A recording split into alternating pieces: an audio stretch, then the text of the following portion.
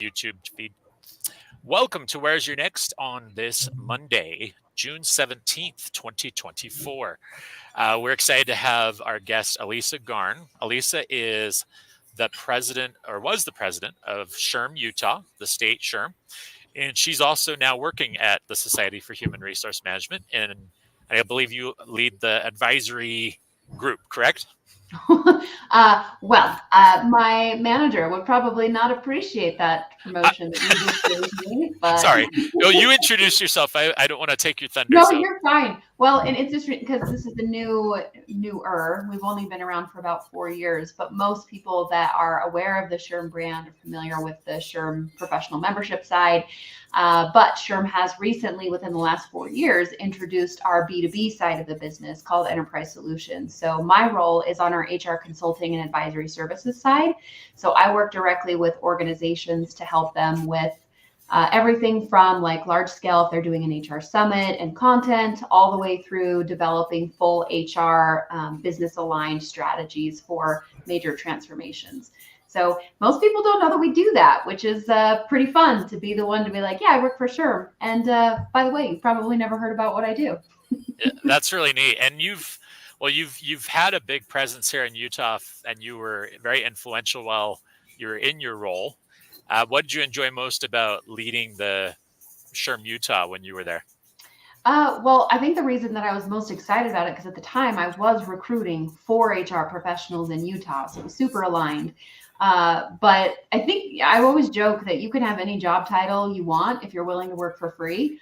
And case in point, most of my volunteer experience with SHRM is exactly that. But what I loved about it was there was so much opportunity to just try something. You know, we had a lot of history and legacy and a lot of infrastructure from being around for as long as we were, but there was so much potential to, I don't know, we've never done that before. Let's try it out and see what happens. So one of the things that I did during my presidency at the local chapter level with Salt Lake SHRM, we put on our first culture conference. So we had Culture Con and we had great keynote speakers, and it rivaled our more traditional employment law conference. So that was fun. And we tried different networking events, and it was a really, really exciting time to be growing and elevating the HR profession in the state of Utah. Yeah. And it's been a journey for you. I think all of us since COVID have been on a journey of some sort. You know, it's unique from that standpoint. So we were going to have my friend, Susanna Frazier, on today. She wasn't feeling too well today. She wants to join us in the future, so she'll come back. Before we dive further, I just want to give a shout out to Higher Scale, who is our sponsor, and Gannon over at Higher Scale as well. I want to introduce Coach Paul, who's been with us from, he's been our co-host. And so anything you want to say, Paul, before we get into the main topic? Let's see, a little bit about myself, Dan. I've been over 30 years in the human development and services area. I work professionally as a coach in areas of public speaking, leadership development. At one time in my career, I owned and operated the Del Carnegie franchise. So I did that for a number of years. And now I'm here in Stockton serving the smaller business community.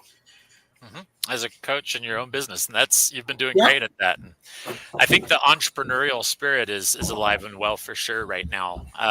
Both of you can attest to that, and we need to be doing that more and more. In fact, let's maybe start with that, and we'll dive into general career advice from there, and anything else that Elisa wants to talk about as she observes the market from her role. Do you have advice for career seekers right now in this marketplace? Let's start with entrepreneurship. I think that's a good topic. I always like to hear that from the point of view of someone from your seat, Elisa, and what you've observed. Yours is a very good perspective from that point of view. What advice do you have about entrepreneurship if you're in this kind of market? Well, if you're not one yet, you probably will be soon, because the writing is on the wall that the gig economy is not going anywhere anytime soon. And I think entrepreneurship has a connotation that you are, you're starting your C Corp and you're grinding yourself to build a, profitable business. That's why we start businesses. But entrepreneurship really is you find a desire, a motivation from within to develop something that brings value to the market. And I think when you take a more vague definition of entrepreneurship, all of us are in one respect or another within that swirling mass of chaos, frankly. So about 3 years ago, I started my own HR tech platform that was centered around mentorship and helping people connect with mentors, not just from where do I want to be in my career, but also some of those shared life experiences that are unique and challenging that have benefited, through the research, we can show that it benefits if you have somebody that can empathize and understand some of the barriers that you're up against when finding those mentor connections. And so being an entrepreneur in tech, being an entrepreneur in the HR space, was exhausting. And I've, by the way, like I've been an entrepreneur since I can remember. I mean, I was digging potatoes in Idaho with my family at 6 years old. I was selling my old toys out of my locker in 5th grade. So I've always had this inclination of, I want to find this within myself. It's important to me. I want to work for myself or whatever it is that draws people to it. And I can tell you, it's exhausting. I mean, all of the things that they say are 100% true. It's lonely, it's defeating, it's exciting, it's exhilarating. But it is something that I think when you look at the future landscape of how work is continuing to reshape and reform in the, just the transition of our markets and the adoption and adaptation necessary for technology, everybody is going to have an entrepreneurialism in some capacity. Now, I don't think that means that everybody is going to work for themselves and be an independent CEO of their business, but they are the CEO of their life. And so when you are approaching a job search or a role that you're playing, or if you're a candidate today, thinking of it through the lens of how are you taking yourself to market, I think is one of the most relevant things that you can do to maintain your personal relevance. I'll give you an example of this, and then I promise I'll leave it up to dialogue. Okay. This is great. You're doing great. A few years ago. I love where you took this. This was really good advice. Well, just tied it all in. Yeah. Yeah, it was really good. Emojis going.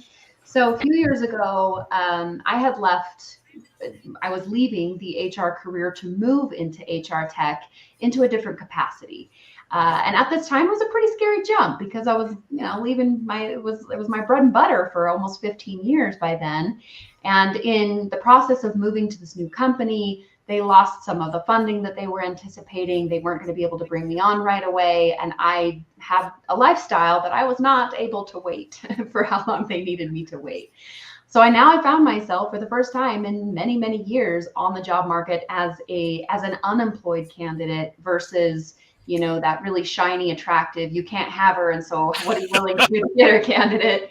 And it was tough because my resume, for listeners that don't know my reputation, I don't have a college degree. So I'm a hard knocks gal. I started working right out of high school and pursued some certification and things along the way. But for where I was at in my career at executive level HR, just getting interviews was extremely difficult, let alone getting responses from recruiters for the jobs I was applying for. So, a week and a half of that, and I was like, this isn't going to work for me.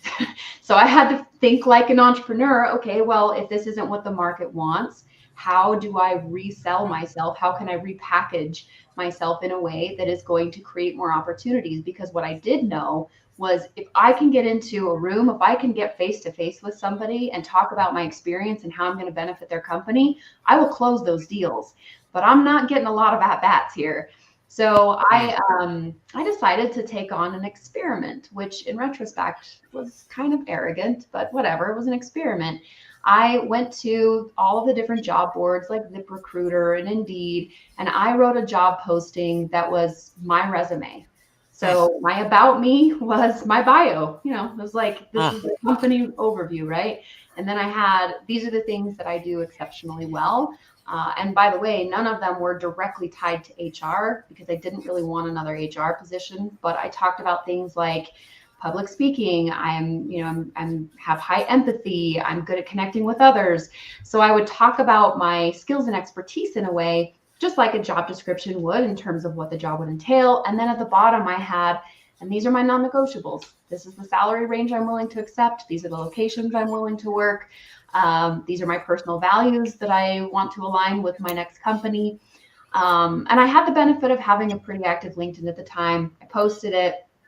Most of the job boards took it down and said that I was violating their policies or whatever, but a few of them kept it up long enough that I did get some companies that started to apply to hire me, that were sending me messages with invitations for interviews. And so from here, I decided, okay, well, I'm going to put some rules around this. I'm not going to say no to any interview, because for me, this is an opportunity to see what is my value in the market. Maybe there are jobs that can make a connection to what I have to offer that I haven't thought about.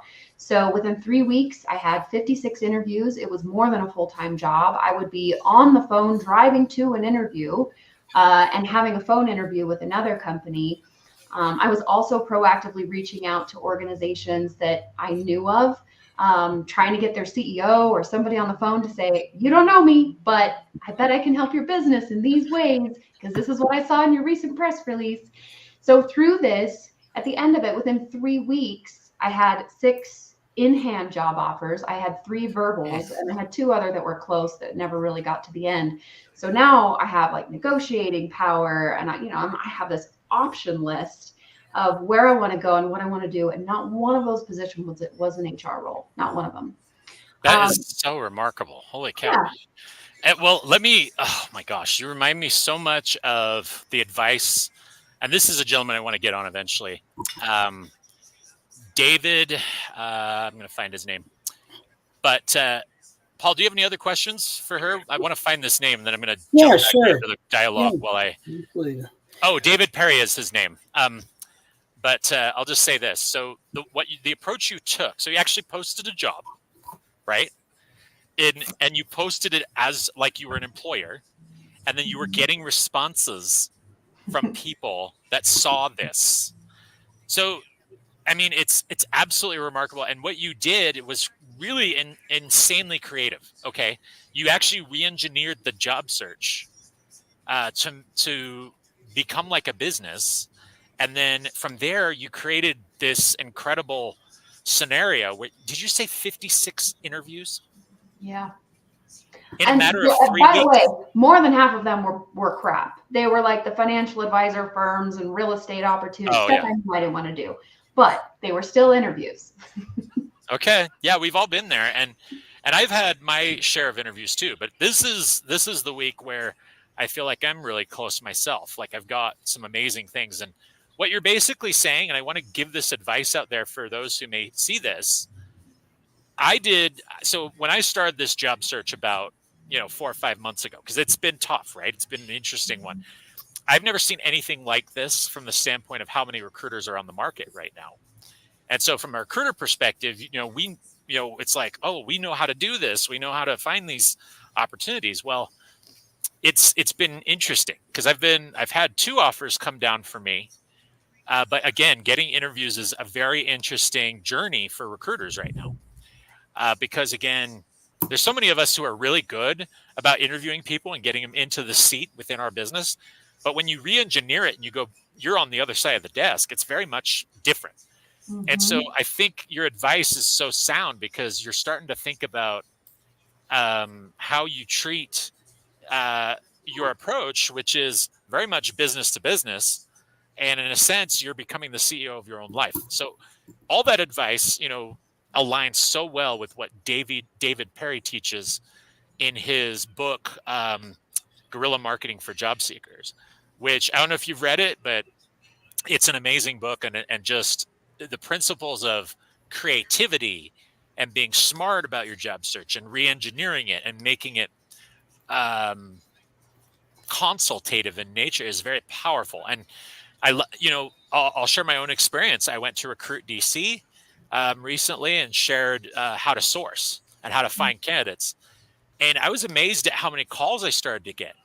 I have so many people reaching out now.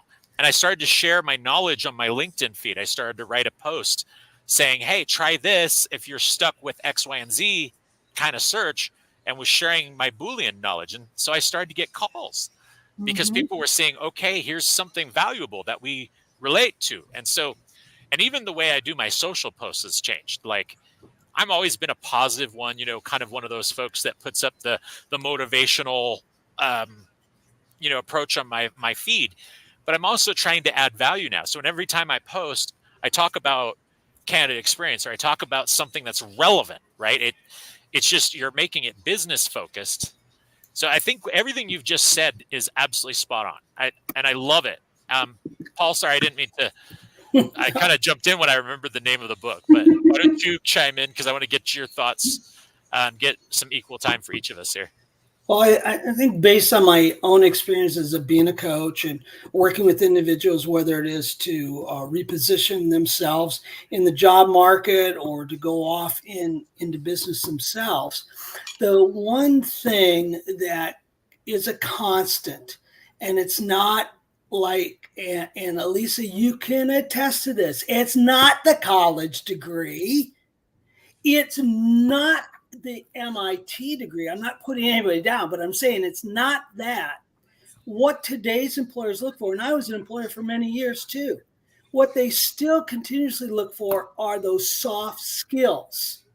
How effective can this person be in communicating their message? How effective can this individual be in front of a group of people? Now, what's hurting us, and I'm not going to use the word hurting us, what is our challenge at the moment, though, is that we're on a platform now that is more or is less personal. I hear from, I talked to a guy on Friday, says, just like I heard from you, Elisa, all I need to do is get in front of them and I can get it done. And so I was asking him, what do you think is preventing you from getting in front of them? And he was saying, well, I can't do anything like I used to. The day, he said, of calling somebody up and saying, you want to have a cup of coffee, or even the day of going to a professional association's meeting or a networking event to try to get that appointment with them is hard. They'll say things like, are you on LinkedIn? Can I do all of what they think they need to know about you? They're not going to find, because they're afraid they're going to sit down with you and you're going to force them to hire you or force you to buy their idea. And yet the thing that I constantly work with my clients is that you've got to be an entrepreneur. You cannot, if you want to be employed in today's market, you cannot do what was done in the past. And that is be with the company for a long time. You can't do in the past, like, well, I'll just work a relationship with my manager and then she'll get me into a new position at the next company she goes to. Because there's so much of this off-platform stuff now.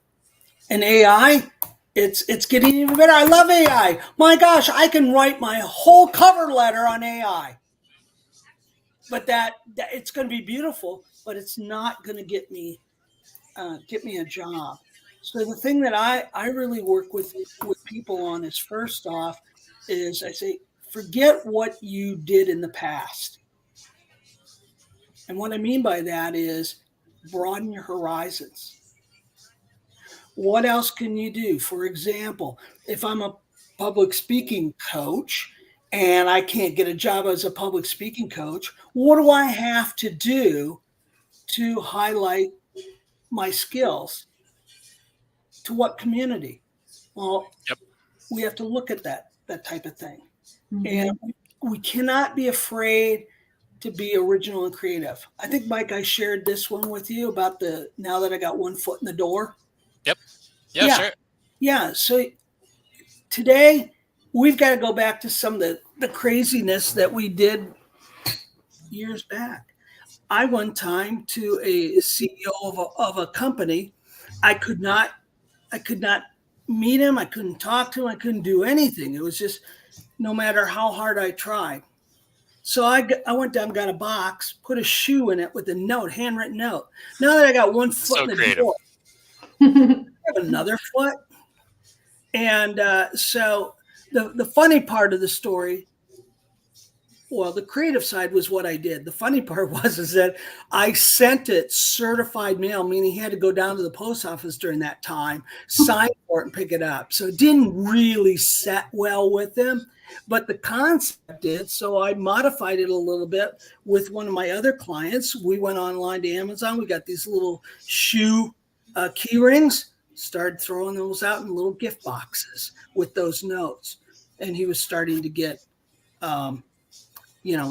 get some attention. And the other thing is with creativity, we can't be afraid to do what we might think is silly or others will think are silly. No, because those things usually make us stand out. I needed desperately to meet with the president of San Jose State University at the time. I had to meet with him, and I did my research, and what I found out is that I was part of the Alumni Association as well. So I found out that, of course, he's going to have an invitation there.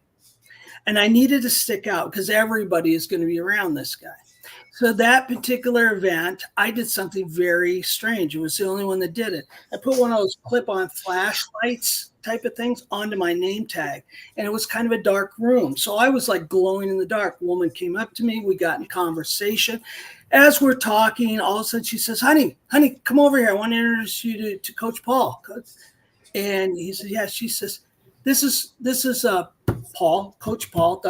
Oh, you're the guy that has been trying to reach me. Well, to end the story, I stood out enough that I got the appointment. I got into his office, and he was new to the office, so you could imagine how many people wanted to be there to talk with you. Mm-hmm. So I'm supporting 100% what you're saying, Elisa. You gotta be out there, and you gotta do what's different. Don't do what everybody else does, because you're not going to stand out. Yeah, what do you think about that, Elise? Do you have? So I agree, but I also want to point out that because I've shared this story a lot of times, and sometimes I share it in the context of, hey, here's something you can try. I don't know if it'll work for you. Probably won't work for everyone, but I had good success. And sometimes I share it with candidates as a very akin to this conversation. They're frustrated. They feel like they have done everything. They are sending in all of the resumes. They're doing the cover letters. They've changed their resume to tailor to every single position, and they're still not having success. And sometimes I'll share it in the context of, look, don't do this because I don't want to sound condescending that you haven't tried what you've tried. But this is an example of look through the lens of who you are and what you have to offer, and find other ways to connect with who you're trying to connect with, because that's ultimately what we're asking for. Is we're asking for somebody to pay attention to us, to open the door so we can have a conversation. And I think in the context of our examples, these are true to us. This is something that we would do, that we're not embarrassed by, that we don't feel is uncomfortable to the point that we're not aligning with our personal values. But if I use that example and I asked a friend of mine, or for heaven forbid, my ex-husband, to take an approach like that, it would have been absolute nail on chalkboard for them to even consider, because that's not who they are. It's not like, even though it's creative, it's a solution that worked for me. But even if they did get hired through that same approach, they would feel that they were a fraud because they got hired for being somebody that they are not truly who they are. So I think the thing with that is, yes, you do need to look for honest ways for you to stand out, but it doesn't necessarily mean that you have to be the big flashy showpiece. You just have to figure out your lane. And I think an example of that, to tie in some of our it's a great piece of advice you gave just there. Oh, thank you. Yeah, so, it's on target, yeah. I wanted to share from our Talent Trends report, the SHRM Talent Trends research that came out about a month ago. There was a couple of things that stood out that I think can reinforce this point, and then we can certainly move on if you want to talk about others. But 1 in 4 organizations, 25% of companies report that full-time regular positions they've hired for in the last 12 months have had required net new skills. Meaning 25% of companies that are hiring right now have said, we hired for skills that didn't exist in our business a year ago. That's a really, really big deal when you're thinking about the candidate challenges of getting into jobs right now and the frustration that businesses are having in filling jobs right now. You would think that there's a translation, right? People looking for jobs, job openings, but that it's not a natural translation. And this is one of the few times, probably the first time in our lifetime, even though it's happened in past generations, where the new skills shortage is creating a deficit where, yes, there is a lot of candidates available, but they're not coming in with these net new skills that companies are looking for. So the top 5 that were referenced on this report are data analysis, database management, artificial intelligence, cybersecurity, and technical support. These are not net new skills within themselves, but when you look at how granularly the companies are looking for those skills for adaptation, that's what's new. So in the example of, all right, if you're not the big flashy person that wants to attach balloons to your belt and walk around a conference to get attention, don't do that if that's not natural for you. But if you know that there is a skills gap and that there are these new skills coming out that are going to help you stand apart, I have long since said it's not AI that's going to take our jobs. It's the people that figure out how to leverage AI that are going to take our jobs. So lean into that. Yep. Yeah. And that I think is like, that's just another example of, you don't have to be unnatural to who you are to still stand out and look for creative opportunities in your job search. Yeah, I think you're so on target with all of this. And it's just interesting that the data is backing up what our instincts are telling us, which is that the market has changed to some degree, but there's still hope. And I think what we need to kind of take a step back and realize sometimes is the approach that you use. If you've got so many candidates going for the same job, and again, talent acquisition has gone through this strange, what could be defined as just a knee-jerk reality. And I think that's the easiest way to describe it. Since 2020, and HR too, I want to call that out. I think there's also HR professionals that have also been displaced in this market to some degree. And I think the status of what I saw was it was some interesting number. I crunched the numbers, just did some basic math, and it was over 980,000 HR professionals in the United States, and over something like 103,000 were HR and recruiting professionals were quote unquote unemployed at the moment. That's about a 10.5% number. So and that's an estimate. It could be higher. That could just be the folks that are on the market. So all these tech companies that laid off, a good heavy portion were HR and recruiting professionals. And it can seem very, hopeless in a sense for someone who's in transition in a market like this, because you see so many people going for roles, but the 4.0%, the 4% unemployment rate isn't completely indicative of the full market point of view. There's also other ones that you could highlight, like underemployed people that are looking for jobs. See, the BLS puts out there a number that doesn't include the marginally employed, and it counts all of these folks in certain buckets, but what they're not capturing is the reality that there are people who are underemployed. And if you put those folks in, it could be closer to something like 15 to 20% of professionals are in some kind of boat where it's challenging right now. And so, and I think that's what you're feeling. So when you go out in the market and you're looking at these jobs and people are saying, oh, I'm not getting callbacks, I'm not getting this, I'm not getting that, it's because the market is different than it was in 2021, when there was a big glut of need, and these companies were hiring on a hiring spree, and there were sign-on bonuses everywhere you looked. So, and even in HR professionals were seeing sign-on bonuses, recruiters were seeing sign-on bonuses, which is essentially unheard of. So what we've basically seen is there were new entrants into that market that came as a result as well. And there were also people that decided, oh, I'm going to retire early. So there's a lot of nuances to this job market that are COVID driven at a macro level. that don't make it necessarily the same as what it would have been prior to 2020 and 2019. It's a way different market now because of all these factors. So it's important to say that. Yep, agreed. Yeah, I think we can shift. I love the advice you've given so far, Elisa. I want to take us down the path of, where should we go from here? What do we do going forward from, with AI being in the market and all these nuances that have put us to this place where, from one standpoint, remote work was a thing and it's still a thing. But now people are coming in hybrid and, being adaptable, I think, is the best advice that we could talk through. What advice do you have on being adaptable in this market that maybe that SHRM's research can support? What advice do you have? Yeah, adaptability is an interesting thing because it tends to go hand in hand with resiliency. And I think when you start considering the two of those and how they play together, resiliency basically means you can be beat down and continue to rise, like you down and you get back up. Whereas adaptability is before you fall. And that's more of your ability to continue to fight without having to hit the mat and bring yourself back up again.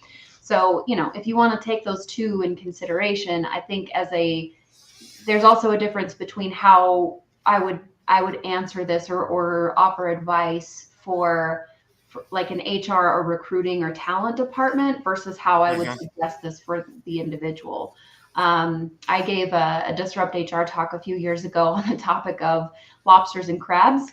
So lobsters being people, well, I'll start with crabs. Crabs are basically like the cancer of your organization. If you've ever heard the analogy of crabs in a bucket, where they're instinctively inclined to, if somebody tries to escape, let's bring them back down because there's safety in numbers. And so they don't want people getting advantage or getting ahead or getting out because it's a threat to themselves. Whereas lobsters, the analogy there is, I was very, very blatantly corrected on stage that lobsters are not immortal. So I no longer use that term, but their DNA does not, their cells don't degenerate the same way that other species do. And so what that essentially means is once we get to peak age at about 22, the human body, we start to deteriorate. So our cells are no longer regenerating at the same rate, and we basically start dying at a very slow pace. Lobsters have the opposite, where they continue to generate new cells and new growth. And that's why sometimes you'll hear these stories of, like 20-foot crazy, just giant lobsters on the bed of the sea, which is fascinating. But in order to grow, they have their exoskeletons that they have to get really uncomfortable and they have to push up against the sides, and it essentially breaks apart their external skeleton to be able to shed that. And now they're bigger, but they have this immense period of vulnerability where the smallest, a drop of a rock in the water could kill them because they don't have that external shell to protect themselves. And so this period of vulnerability, you'll often find them hiding under rocks or they'll bury themselves under the sand. I learned so much about freaking crustaceans to prepare for this talk. It's ridiculous. And I don't even like seafood that much. But that period of vulnerability is so necessary for them to, again, build their confidence, metaphorically, to be able to create this hardened shell, to be comfortable in this new, bigger body that they have created for themselves. And this cycle continues until their death, which their primary source of death is predators like us or other creatures in the sea that are eating them. So when you take that analogy to the question, Mike, I think the adaptability is super important for you to know what's happening in the market, obviously staying abreast of changes and shifts in your local, but also so micro and macro information is important to consider, and how your readiness for those things. And then if you're looking at the resiliency side of it, are you able to continue to fight the fight? Do you have a good support system? Are you managing your mental wellness in a proactive way so you don't have as many periods of that vulnerability of having to go and hide under the rock as much as you can? But when it comes to the research, one of the interesting trends that I've seen on more of the organizational side, so again, keeping yourself relevant, making sure you're staying very in tune with trends. More and more companies are starting to build their internal marketplaces. So that trend is interesting because internal marketplaces, when I first read that, I thought it meant building a recruiting agency within your company. Because of course that's the recruiter in me. But these internal talent marketplaces are essentially, do you post your jobs? Are you making people, are you investing in your learning and development in order to allow people to be more mobile within your environment rather than hiring for this static job description and then leveling that up to promotion in a ladder capacity? It's crazy. Internal mobility, right? Yes, internal mobility. And it's crazy to me that that only 25% of companies are currently offering a program like this, knowing the talent shortage, knowing the skills gap, and also looking at the way that work is getting done is becoming less and less traditional. So I'll give you another example from my background. About, I don't know, a decade or so ago, I was director of HR for a small company. We only had about 110 employees. And we would occasionally need things like we needed to update our executive headshots, or we were looking for catering services for an employee event. And rather than going and being the HR person and being on the phone and talking to all these different people, I just started using our bulletin board of, hey, we need a photographer. Does anybody do this? Really we need catering services. And what was so cool about that, at the time, we were using pretty infant level employee feedback. I don't even think we were leveraging ENPS or anything. But we did do employee satisfaction survey, and time again, we would get very specific comment call outs of, I appreciated that I had the opportunity to use some of my other skills that have nothing to do with my job. When you think of the future of talent, the future of adaptability, going back to your original word, that's the thing, is like, our organizations have to be adaptable as well as the individuals doing the work. But that challenge of, like I said, artificial intelligence is not going to be the red-eyed robots staring us all down with guns. It's going to be the machine learning experts that know how to run queries. It's going to be people that know how to leverage chat prompting. It's going to be individuals that know this is just a new way that I do my job. Outcome is still the same. I've just made it a lot easier, which frees me up to do things more in that, to Coach Paul's point, that soft skill space. I have more time and attention to pay to my direct reports because I'm not having to analyze 5 hours of spreadsheets for a meeting that I can now do in 20 seconds, leveraging ChatGPT. That's so powerful just stuff. A couple examples. No, oh my gosh, you were just, it's like watching this amazing, and all these are insights that you've gained in your career, which is amazing. And it goes to show that you bring some thought to my mind, which is, what do you do to, the adaptability part's important, but leaders have the ability to set a program, an environment, and this goes to the businesses now, to set, and it's low-hanging fruit. It's the succession plan within your company where you're finding the opportunities like you did. I mean, what a creative way to do it. And it didn't cost anything. That's the most amazing part of it. Like, it gave them skills where they could shine, and then that prepared them for their next role. And that was such an incredible thing, because it's leveling up your current employees, cross-training them, giving them opportunities, and finding a need within your organization, and then addressing it real time with, just, I mean, what a great idea. Like, even a bulletin board. Hey, this is a need, this is a need, this is a need. If you're interested, sign up. And then it gives people the natural inclination to take the initiative within your organization, which then opens and frees up amazing opportunities to do such incredible things. And who wouldn't jump at that? I mean, if it's an opportunity to advance and level yourself up, think about, okay, this brings me to one of the most interesting issues within our modern day talent, talent ecosphere, right? Our ecosystem, which is the Gen Zs. Our Gen Z workers, do they feel engaged? Are they being put to the test and given the opportunity to truly advance themselves? And a lot of them feel disengaged at work. Right. And there's a way to fix that, because that's such a great generation. And you'll read things about organizations that their number one complaint is they don't have the skills we need. They don't have this, they don't have that. But what you just suggested, within that dialogue that you just gave us, that was so spot on. It's like giving them opportunities to shine and do it in such a way that's low cost and it lets them volunteer. I mean, if you have a great leader, what is a great leader right now? One that lets their people grow, period.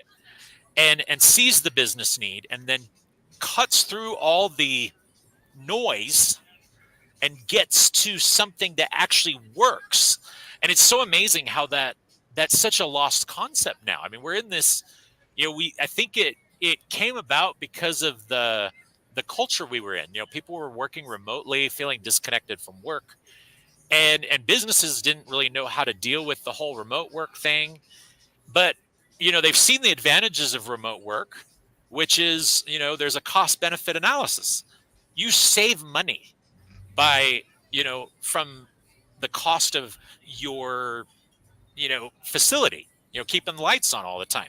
There's a cost benefit of people having remote work that helps them with work-life balance and saving on gas and going into the office every day. But if you have a hybrid work culture, you gain the other side of the coin, which is the collaboration that naturally existed before. But even if you're a remote workforce and you have all these folks that are dispersed, it just takes a little more effort. You might have to get them on a call to brainstorm a problem. So as a leader, what do? You get them on a call. You get folks together to talk through the issues. And I will tell you, the most amazing and enlightening conversations that I've ever had, I had a leader who did just that. She'd say, okay, we're going to get on a brainstorming call. We have this problem, and we talk through it and solve it as a team. And then the best practices came out of it. People were just talking, and they thought about best practices. And then that natural course of that human need to collaborate becomes more powerful. So even if you are a remote-centered team, you don't necessarily need to go to a full hybrid arrangement to get the advantage. You make a call, and you don't always have to have like meetings every week. If you see a need, you go for it. I think that's what I think you were saying there. And I think the hybrid, what do you think's better, hybrid or remote? Elise? Well, I'd actually love to hear Coach Paul's thoughts on that. What do you think from your perspective?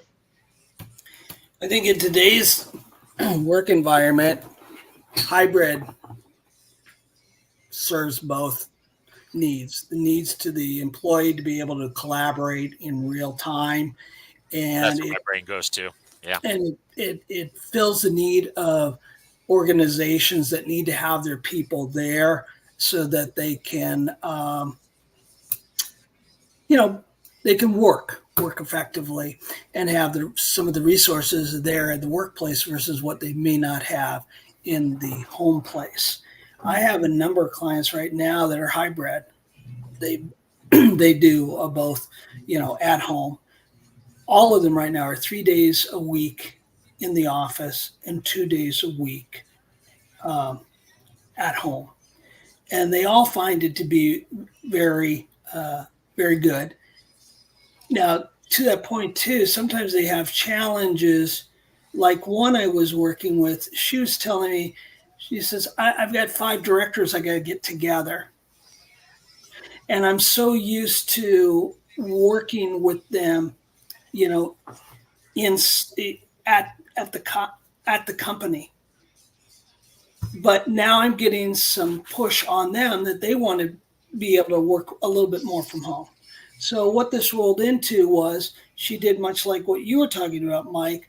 She threw it at them and said, well, how can we collectively get together and build upon our ideas and not necessarily be in the same place, even though we could easily do it? So it's this type of format here. Yeah. And so she liked that because she can do a lot of the prep work in her home office versus in the office because of her position. She's still going to have distractions. And so I'd say, for her, she was able to say, okay, this is a day that I work from my home. So I'll have these meetings on the day that I work from home. And Coach Paul, like to that point, the part of the reason I wanted you to chime in before I gave my answer is I know that there's still a lot of like, there's this pendulum swing of everybody wants this, everybody wants that. I don't really feel that everybody wants anything. I think where we are is in a place where there is a lot of change and shift to how work gets done and why work gets done. It's a good way of putting it. Yeah. Because of that, you have people that have been empowered now to recognize, like, and well, I actually take a step back from that. When you look at the traditional household now, it does not fit the environment of work culture in previous generations. You don't have typically one, primary breadwinner, if you want to use that term, who is going out and working, and then another one that is taking care of the home environment and children if they have them. It is now very much disrupted from that traditional model. So you have, I was chatting with a gal at an event I was speaking at a few weeks ago, and she was talking to me. She was looking for advice on how do I encourage my owners to like do better with PTO, because as she was telling me, basically this company, they did not offer any time off for employees during their first year. And then after their first year, they would accrue at that 1 year mark, start to accrue 40 hours of PTO to take in that second year.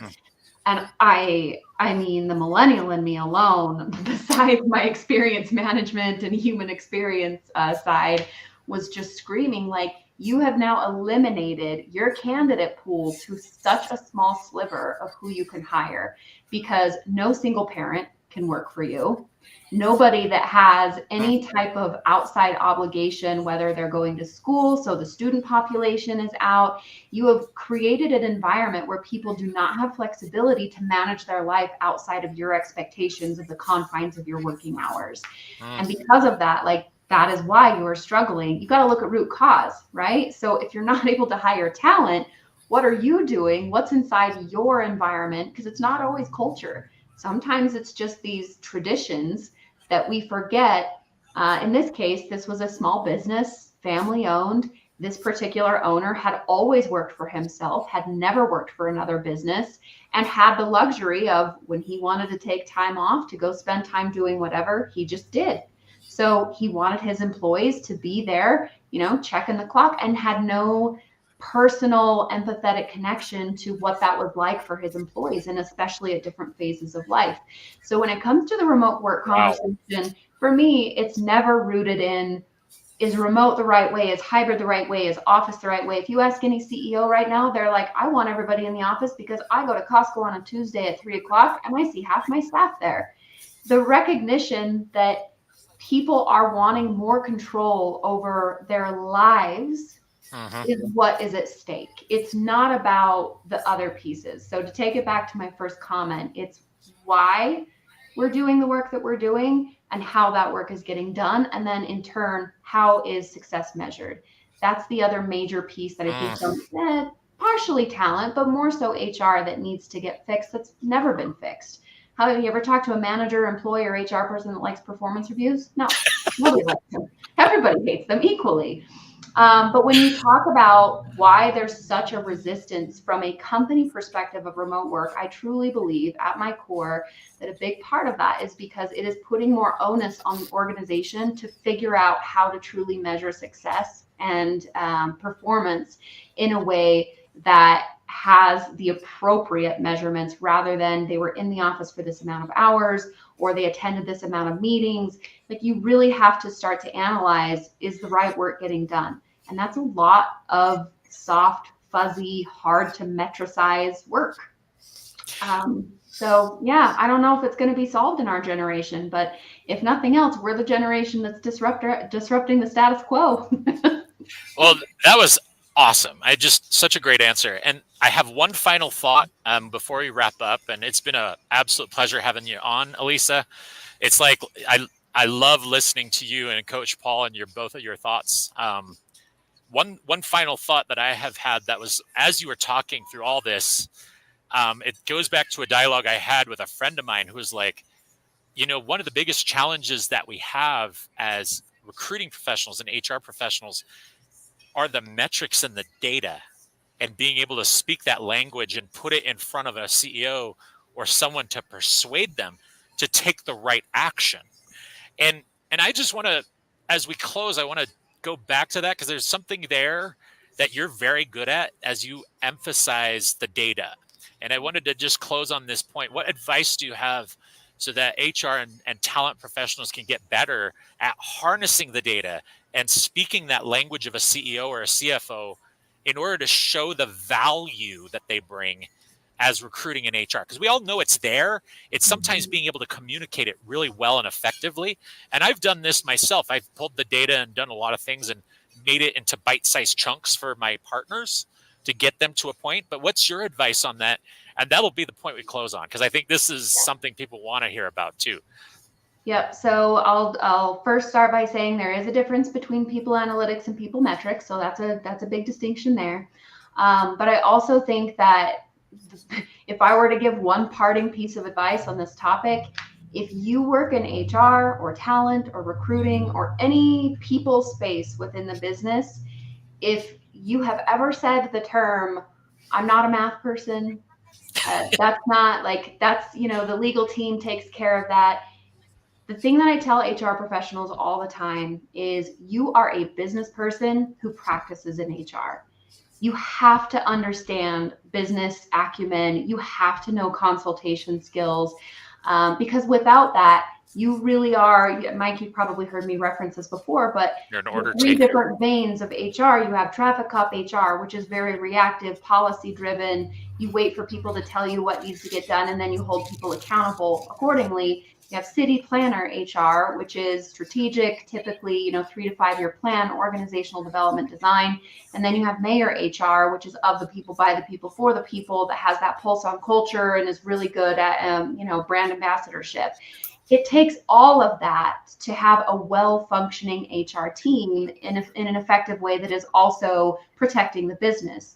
But when you look at our role of, if you want that city planner job, if you want that proverbial seat at the table, and you want to have that executive presence and impact, then you are a business professional, and you are going to be expected to show up to those meetings proactively with the right information to not just advise and recommend based on what's being discussed, but you have to be the mouthpiece to bring up problems as they arise or before they arise.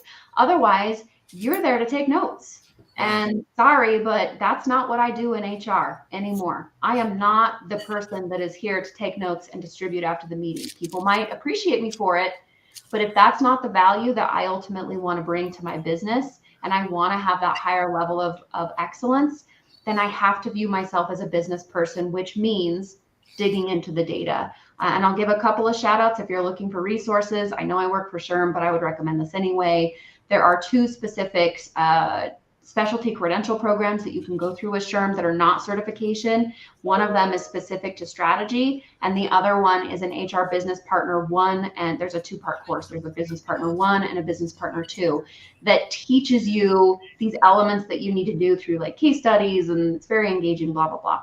But you have to know how the business operates if you are going to get to a level of being a true business professional. So that would be my parting advice. That's great. I'm going to check that out. Well, Paul, what do you think? Do you have any other parting shots before we close up? Heck no, Elisa did an awesome job. I agree. That's why she was together. I don't add one word.